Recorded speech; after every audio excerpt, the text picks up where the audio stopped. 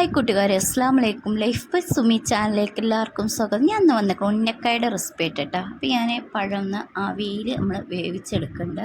ഇഡ്ഡലി പാത്രത്തിൽ നമ്മൾ കുറച്ച് വെള്ളം ഒഴിച്ചിട്ട് അതിൽ നമ്മൾ പഴം അരിഞ്ഞതൊന്ന് വെച്ചിട്ട് ഒന്ന് ആവിയിൽ വേവിച്ചെടുക്കാം കേട്ടോ. പിന്നെ നമുക്ക് ഇതിലേക്ക് ഉന്നക്കായിലേക്ക് കുറച്ച് തേങ്ങ ഫില്ലിങ് വേണം കേട്ടോ. പിന്നെ ഞാനിത് അടുപ്പിലേക്ക് ചട്ടി വെച്ച് കൊടുത്തിട്ടുണ്ട്. അതിലേക്ക് നെയ്യ് ഒഴിച്ചു കൊടുക്കണം. നിങ്ങളുടെ അടുത്ത് നെയ്യാണുള്ളത് അത് ഒഴിച്ചെടുക്കാം.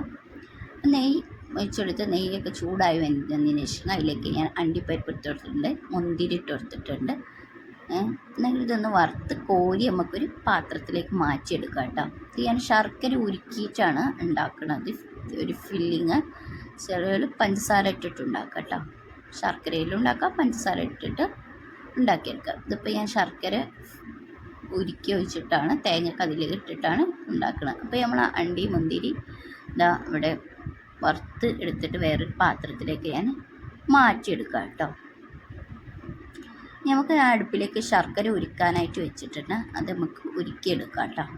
അപ്പോൾ ഞാൻ ശർക്കര ഉരുക്കിയത് ആ ചട്ടിയിലേക്ക് ഒഴിച്ചു കൊടുത്തിട്ടുണ്ട്. ആ നെയ്യില്ലേ, ആ അണ്ടി മുന്തിരി വറുത്തെടുത്ത ആ നെയ്യും ശർക്കരയും ഒഴിച്ചെടുത്തിട്ടുണ്ട്. പിന്നെ ഈ തേങ്ങയിലേക്ക് കുറച്ച് ഏലക്കായി പൊടിച്ചത് ഞാൻ ഇട്ട് കൊടുത്തിട്ടുണ്ട്. അങ്ങനെയുള്ളതാണ് തേങ്ങ അതിലേക്ക് ഇട്ട് കൊടുക്കുക. പിന്നെ എന്താ, ഈ ശർക്കരയും തേങ്ങയും ഒക്കെ ഒന്ന് നന്നായിട്ട് വറ്റി വരണം കേട്ടോ. ശർക്കരൻ്റെ വെള്ളം വറ്റി നന്നായിട്ടൊന്ന് ഡ്രൈ ആയിട്ട് വരണം കേട്ടോ. നിങ്ങളിങ്ങനെ ഉണ്ടാക്കിയിട്ടില്ലെങ്കിൽ ഒന്ന് ഉണ്ടാക്കി നോക്കിയാൽ അടിപൊളി സൂപ്പർ ടേസ്റ്റാണ്. അപ്പോൾ നമ്മൾ ഇതൊക്കെ തേങ്ങയും ശർക്കരയൊക്കെ നന്നായിട്ട് വറ്റി വന്ന് നമ്മൾ അണ്ടിപ്പരിപ്പ് മുന്തിരിയൊക്കെ അതിലേക്ക് ഇട്ട് കൊടുത്തിട്ടുണ്ട് കേട്ടോ. എന്നിട്ട് നന്നായിട്ട് മിക്സ് ചെയ്ത് കൊടുക്കാം കേട്ടോ. ഇതാണ് ഈ ഉന്നക്കായൻ്റെ ഉള്ളിൽ ഞങ്ങൾ ഫില്ല് ചെയ്ത് വെക്കണത് കേട്ടോ. നല്ല ടേസ്റ്റ്, സൂപ്പർ ടേസ്റ്റാണ്. എന്തായാലും ട്രൈ ചെയ്ത് നോക്കിയേ.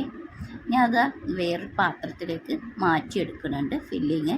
നമ്മളെ പഴം പുഴുങ്ങിയത് ഇതാ തൊലിയൊക്കെ കളഞ്ഞ് ഒരു വേറെ പാത്രത്തിലേക്ക് മാറ്റിയെടുത്തിട്ട് നമുക്ക് നമ്മൾ കയ്യിലുകൊണ്ടോ ഗ്ലാസ് കൊണ്ടോ എന്തെങ്കിലും കൊണ്ട് ഉടച്ചു കൊടുക്കാം കേട്ടോ.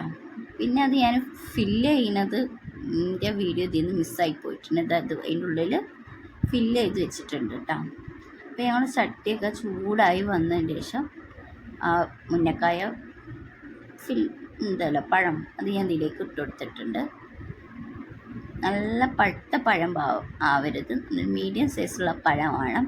അത് വടിച്ചതിന് ശേഷം നമ്മളെ കയ്യിൽ എണ്ണ തേച്ചിട്ട് കയ്യിൽ പരത്തി കൊടുത്തിട്ട് അതിൻ്റെ ഉള്ളിൽ നമ്മളെ തേങ്ങ ഫില്ലില്ല അത് ഫില്ല് ചെയ്ത് കൊടുത്തതിന് ശേഷം ഈ ഷേപ്പ് രൂപത്തിലാക്കി എടുക്കട്ടോ.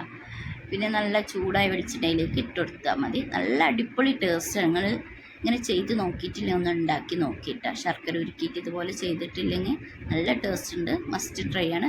പഴുത്ത പഴം ഒരിക്കലും എടുക്കരുത്. ഒരു മീഡിയം പഴുപ്പുള്ള പഴം ഒന്ന് ജസ്റ്റ് ഒന്ന് ആവി വേവിച്ചാൽ മതി. അപ്പോൾ നിങ്ങളിതുപോലെ ഒന്ന് ഉണ്ടാക്കി നോക്കുമെന്ന് വിചാരിക്കുന്നു. എന്തായാലും ഉണ്ടാക്കി നോക്കണേ, സൂപ്പർ ടേസ്റ്റാണ്.